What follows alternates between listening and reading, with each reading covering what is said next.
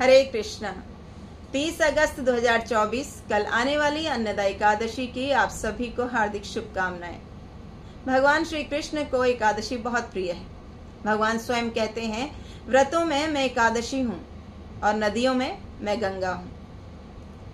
तो सभी व्रत जो हैं वो एकादशी व्रत में समाहित हो जाते हैं। एकादशी व्रत हमारे अनेक पापों को नष्ट कर देती है।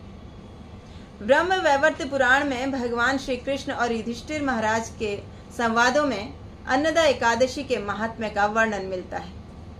भगवान श्री कृष्ण से युधिष्ठिर महाराज ने पूछा, हे केशव, भाद्र मास के शुक्ल पक्ष में आने वाली एकादशी का क्या नाम है? इस व्रत को करने की क्या विधि है? इस दिन किसकी पूजा करनी चाहिए और इस व्रत के पालन करने से क्या लाभ प्राप्त होगा? तब भगवान श्री कृष्ण ने कहा, हे राजन, भाद्र मास के शुक्ल पक्ष में आने वाली एकादशी का नाम है अन्नदा। इस दिन भगवान ऋषिकेश की पूजा की जाती है और जो भी इस व्रत का पालन करके भगवान ऋषिकेश की पूजा करता है वह तुरंत सभी पापों से मुक्त हो जाता है।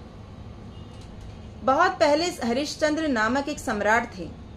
वह बहुत ही सत्यवादी थे। अनजाने में किए गए पाप के कारण और अपने वचन की पूर्ति के लिए उन्होंने अपना राज्य गंवाया। इतना ही नहीं, पत्नी तथा पुत्र को भी बेचना पड़ा। हे राजन, उस पुण्यवान राजा को चंडाल के पास सेवक बनकर रहना पड़ा। फिर भी उसने सत्य की राह नहीं छोड़ी। चांडाल के आदेश पर मजदूरी करके वह राजा मृत शरीर के वस्त्र इकट्ठे करते थे। इस प्रकार शूद्र काम करते हुए भी वह सत्यवादी ही रहे। अपने आचरण से उनका कभी पतन नहीं हुआ। इसी तरह उन्होंने बहुत वर्ष निकाले। एक दिन राजा अपने दुर्भाग्य पर विचार कर रहे थे कि मैं कैसे इस पाप से मुक्त होऊंगा, मैं कैसे इन कर्मों से बाहर निकलूंगा, मुझे क्या करना चाहिए, मुझे कहाँ जाना चाहिए। तो तभी वहां गौतम ऋषि आते हैं। राजन गौतम ऋषि को प्रणाम करते हैं और सोचते हैं कि ब्रह्मदेव ने ब्राह्मणों को लोक कल्याण के लिए प्रकट किया है।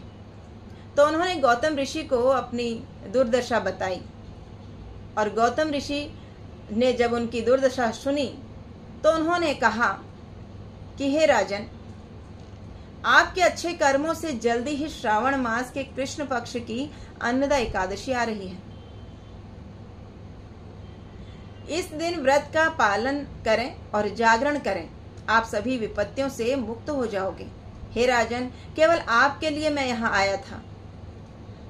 राजा को उपदेश देकर गौतम ऋषि वहां से अंतर्ध्यान हो गए और राजा ने गौतम ऋषि के अनुसार व्रत का पालन किया और सभी विपत्तियों से मुक्त हो गए। भगवान श्री कृष्ण ने कहा, हे राजन, अनेक वर्षों तक भोगने वाले दुख इस अद्भुत व्रत के प्रभाव से फौरन नष्ट हो जाते हैं। इस व्रत के प्रभाव से राजा हरिश्चंद्र को उनकी पत्नी वापस मिली और उनका मृत पुत्र वापस मिल गया। इतना ही नहीं, इस व्रत के प्रभाव से राजा अपनी संबंधी और अपनी प्रजा के साथ भगवत धाम की प्राप्ति की। हे राजन, जो कोई भी इस व्रत का पालन करता है उसे आध्यात्मिक जगत की प्राप्ति होगी। जो कोई भी इस व्रत का महात्म्य को श्रद्धा से पढ़ता है, श्रद्धा से सुनता है और इसका पालन करता है, वह भी सभी विपत्तियों से मुक्त होकर अंत में भगवत धाम को प्राप्त करता है। तो अश्वमेध यज्ञ करने का फल प्राप्त होता है एक एकादशी व्रत को करने से।